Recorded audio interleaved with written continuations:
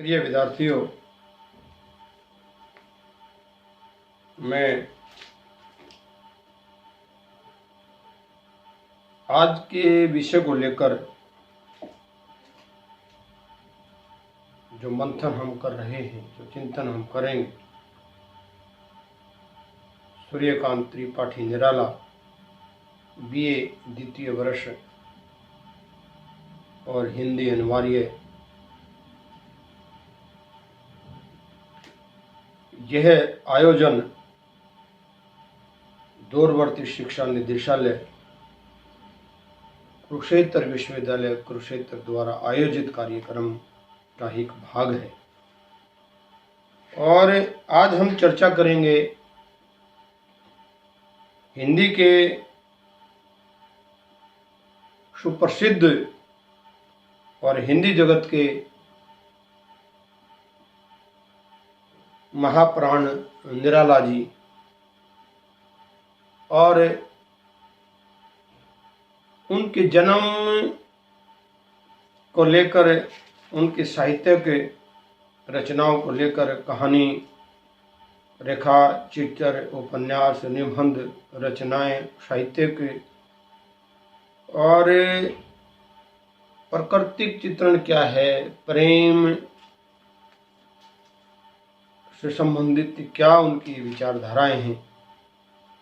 आज का विषय रहेगा सूर्यकांत त्रिपाठी निराला का जीवन परिचय और साहित्यिक परिचय। सन 1897 में बंगाल के मेदिनीपुरी जिले में महिषादल नामक स्थान पर उनका जन्म हुआ। उनके पिता राम साहा त्रिपाठी प्रदेश के उन्नाव जिले के गांव गड़ाकोला के निवासी थे, परंतु तत्कालीन रियासत महिषादल में कोषाध्यक्ष भी थे और अधिकांश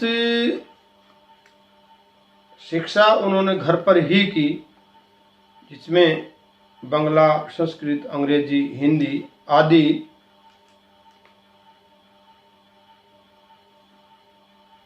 निराला की साहित्य की विशेषता है कि उन्होंने बांग्ला का अच्छा ज्ञान था, संस्कृत का अच्छा ज्ञान था, अंग्रेजी और हिंदी का अच्छा ज्ञान था और वो अपने पिता के पास रहे, क्योंकि उनके पिता की चाचा के पास रहे और इसलिए कि उनके पिता की मृत्यु हो गई और पारिवारिक दायित्व निराला के कंधों पर आ गया और वो कुछ समय बाद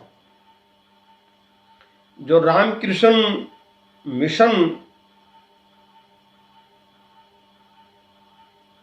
कोलकाता के पत्र समन्वय का संपादन करने का भी उनको अवसर प्राप्त हुआ।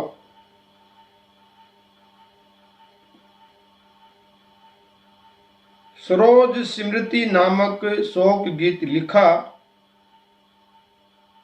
और मां देवी वर्मा ने इन्हें साहित्यकार संसद में रखा, किंतु वो वहां भी न रहे। धीरे धीरे इनका शरीर बीमारी से जर्जर होता चला गया और 15 अगस्त 1961 को इनका देहांत हो गया।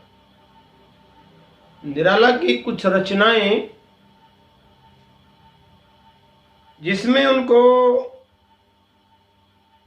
एक उत्कृष्ट उच्च कोटि का साहित्यकार बनाया, चाहे वो गद्य में है चाहे वो पद्य में है, क्योंकि निराला ने दोनों में लिखा है। अनामिका, परिमल, गीतिका, तुलसीदास, सरोज स्मृति, राम की शक्ति पूजा, राग विराग, बहुत न जाने ऐसी कितनी काव्य रचनाएं हैं। अप्सरा, अलका, प्रभावी, निरूपमा, चोटी की पकड़, ये सूर्यकांत त्रिपाठी निराला के उपन्यास हैं। कहानी संग्रह में लिली, सखी, शकुन की बीवी और रेखा चित्र में है कुल्लू भाट और बकरिया।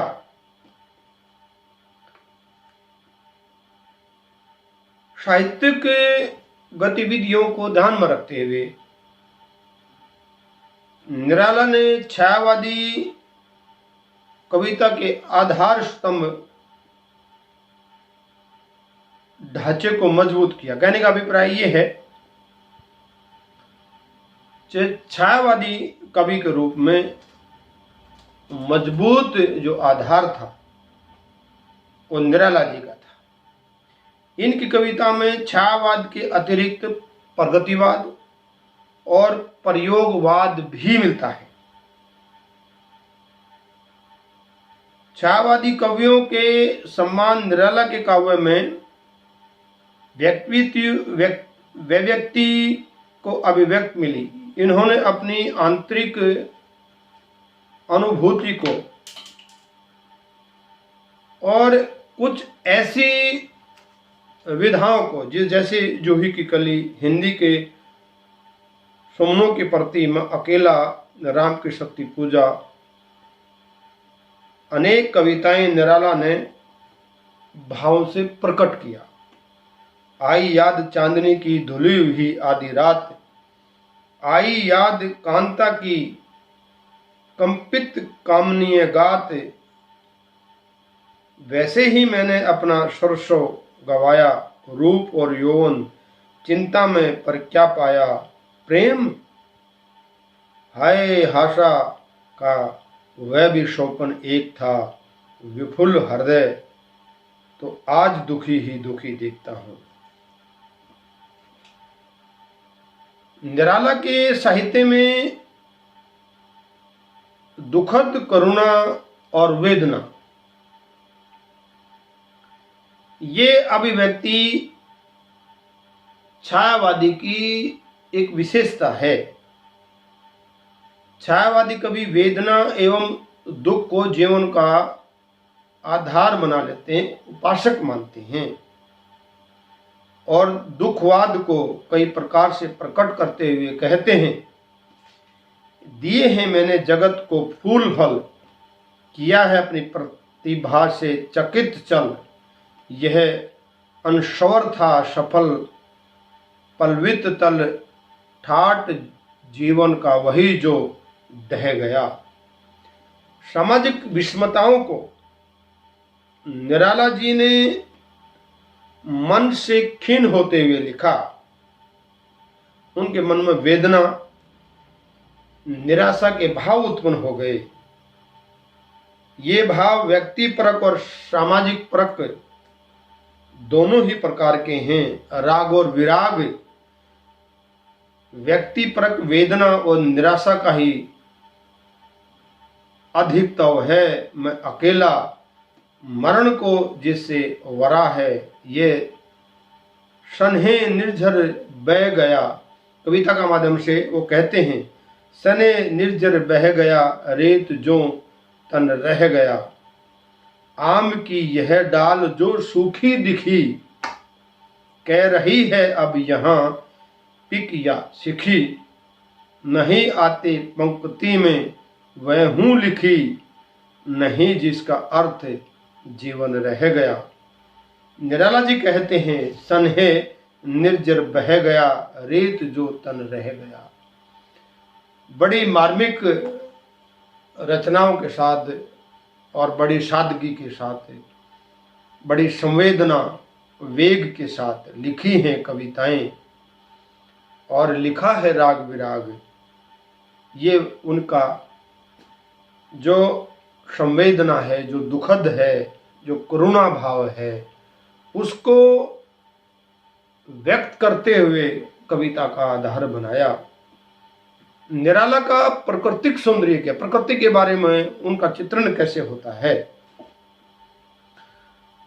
वो चेतना का आरोप तथा प्रकृति का मानवीयकरण छायावादी के प्राकृतिक वर्णन की मुख्य विशेषता मानते हैं। निराला ने प्रकृति पर सर्वत्र चेतना का आरोप किया है। उनकी दृष्टि में बादल, प्रताप, यमुना सभी कुछ चेतना है। तू किस विस्मृत की वीणा से उठ उठ कर कातर झांकार है, उत्सुकता से उगता उगता खोल रही स्मृति के दृढ़ द्वार है। निराला की जो प्रेम के प्रति सहानुभूति है और प्रेम क्या अलौकिक है, एक पारलौकिक दोनों ही प्रकार है। वो कहते हैं प्रेम अलौकिक और पारलौकिक दोनों हैं। लौकिक में प्रेम इन कविताओं के संयोग और वियोग, जन्म या दुख सुख दोनों की अभिव्यक्ति करता है। पारलौकिक पक्ष में प्रेमाभिव्यक्ति सत्व की सीमा का स्पर्श करती हुई दिखाई देती है और कवि के मन में जो तरंगे उठ रही हैं, तुम असीम में आओ, मुझे ने कुछ तुम दे जाओ। कवि कहता है कि तुम असीम में आओ और मुझे कुछ दे जाओ। रहस्य भाव क्या है? छायावाद के अन्य कवियों की भांति निराला ने भी अपनी रहस्यमय भावना का जिज्ञासा कौतूहल रूप में प्रकट करते हुए तुम और मैं और यमुना के प्रति अपनी कविता में रहस्य भाव कैसे है? लहरों पर लहरों का चंचल नाच। निराला जी कहते हैं, सुनिएगा, लहरों पर लहरों का चंचल नाच, याद नहीं थी करना इनकी जांच। याद नहीं थी करना इनकी जांच, अगर पूछता कोई तो वह कहती। अगर पूछता तो कोई वह कहती, उसी तरह हंसती पागल हंसी होती। जब जीवन की प्रथम उमंग जा रही मैं मिलने के लिए। रहस्य में कवि जी कहते हैं और निराला जी बड़े उत्सुकता के साथ इस कविता को आनंदित कर देते हैं, कहते हुए, लहरों पर लहरों का चंचल नाच, याद नहीं करना इनकी जांच। अगर पूछता कोई तो वह कहती, उसी तरह हंसती पागल हंसती होती। जब जीवन की प्रथम उमंग जा रही मिलने के लिए। इस रहस्यवादी जो दृष्टिकोण था, भाव के साथ व्यक्त करते हुए कवि ने कि मानवतावादी जीवन दर्शन क्या है। रविंद्र टाल्स्टाय, गांधी प्रभृति महानुभावों ने विश्व मानव की वंदना की और इस प्रकार एक नवीन मानवतावादी जीवन दर्शन का उद्भव और विकास किया।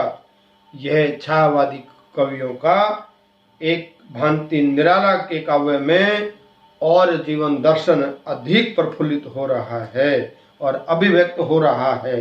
बादल राग में कवि समाज की विषमता से पीड़ित होकर कहता है, विप्लव राव से छोटा ही है शोभा पाते, अटालिका नहीं है हे आतंक भवन। ठहरो आहो मेरे हृदय में है, अमृत में सींच दूंगा, अभिमन्यु जैसे हो सकोगे तुम।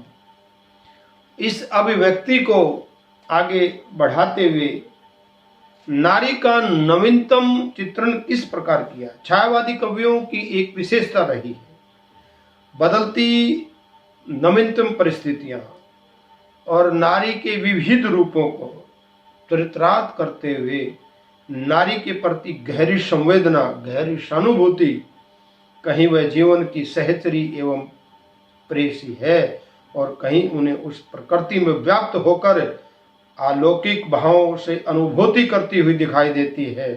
वह उसके दिव्य दर्शन को झलक पाने के लिए तरसती है और कहीं नारी को लक्ष्य करके ये कवि परमो अनुवाद की उत्कृष्ट मनोवृत्ति का चित्रण करते हुए कहते हैं, तथा प्रेरणा शक्ति भी है नारी, समस्त प्रकृति की उसी रूप को उभारती है नारी। निराला ने प्रेम की अभिव्यक्ति को प्रकृति चित्रण के साथ जोड़ते हुए तोड़ता पत्थर कविता में मजदूरनी के प्रति गहरी सहानुभूति प्रदर्शित करते हुए कहा है, श्याम तन भर बंधा यौवन, श्याम तन भर बंधा यौवन, देख मुख उसी दृष्टि से, ढोलक माथे से गिरे शिकार। सामाजिक चेतना निराला के काव्य में कैसे देखते हैं? कुछ आलोचकों का मत है कि छायावादी पलायनवादी हैं, परंतु वो वस्तु स्थिति को इस प्रकार से लेखन के माध्यम से प्रेषित करते हैं। प्रत्येक छायावादी कवि के काव्य में हमको सामाजिक चेतना के दर्शन होते दिखाई देते हैं। निराला जी कहते हैं, समाज का प्रत्येक प्राणी सुखी हो, समाज में समरसता हो, समाज में एकता हो और समाज नवीन आदर्श के रूपों को स्वीकार करे। और निराला अपने गद्य और पद्य के माध्यम से, अपने साहित्य के माध्यम से अभिव्यक्त करते दिखाई दे रहे हैं। निराला के काव्य में देशभक्ति और देश प्रेम की भावना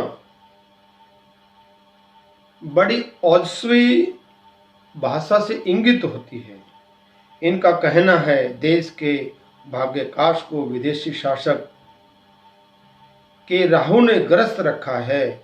वह चाहते हैं कि किस प्रकार देश का भाग्य उदय होगा और भारतीय जन मानस आनंद विभोर उठेंगे।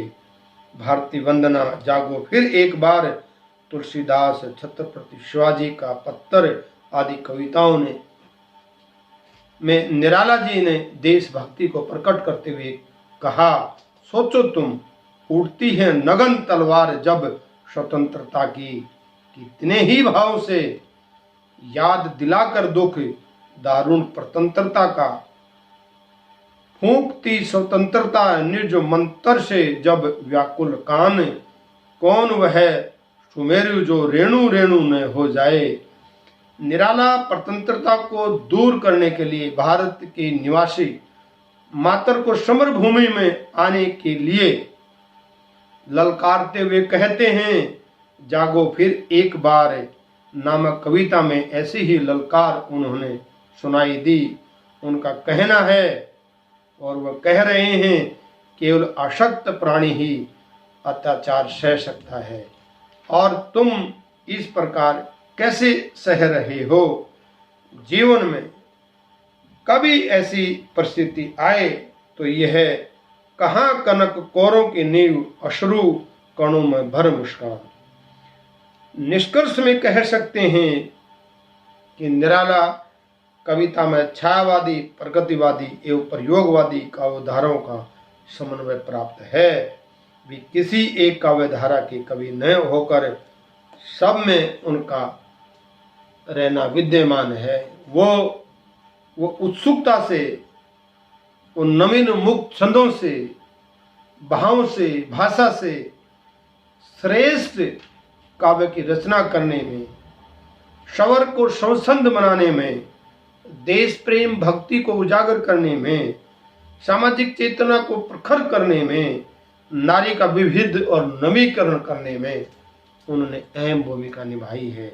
वो चाहते हैं कि भारत में और भारत के लोगों में ऐसी चेतना, ऐसे भाव पैदा हों कि वो अपना जीवन उमंग और तरंग के साथ जिएं, और यही उनकी वेदना है और यही उनका संवाद है। वीणा वादनी वर्दे, ऐसे वाक्यों को उन्होंने यह साबित करके दिखाया और यह मंत्र मुग्ध होके लोगों ने गाया है। यही निराला के साहित्य की विशेषता है और यही उसकी साहित्य की प्रभुता है। यह व्याख्यान आपको कैसा लगा, अपनी प्रतिक्रिया जरूर दें। मैं डॉक्टर कामराज सिंधु, अध्यक्ष हिंदी विभाग, दूरवर्ती शिक्षा निदेशालय, कुरुक्षेत्र विश्वविद्यालय कुरुक्षेत्र, और कल फिर एक विषय को लेकर आपके समक्ष हाजिर होंगे। और नित्य प्रतिदिन आप इस YouTube चैनल को सब्सक्राइब करते रहना और नए जो आयाम हैं, नए जो आलेख हैं, नए जो व्याख्यान हैं, वो प्रतिदिन आपको मिलते रहेंगे। जय हिंद, जय भारत।